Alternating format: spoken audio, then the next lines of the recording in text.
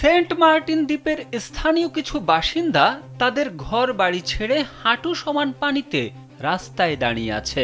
তাদের সাথে শিশুরাও রয়েছে।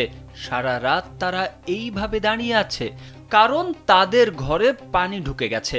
বৈরী আবহাওয়া ও টানা বৃষ্টিতে সেন্ট মার্টিন দ্বীপের প্রায় 2 শতাধিক ঘরবাড়িতে পানি ঢুকেছে।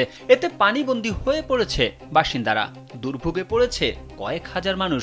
অন্যদিকে সাগর উত্তাল থাকায় 2 দিন ধরে বন্ধ রয়েছে টেকনাফ সেন্ট মার্টিন নৌযান চলাচল।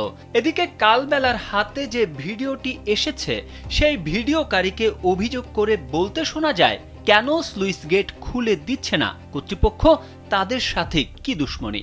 আসলেই কি স্লুইস গেট বন্ধ?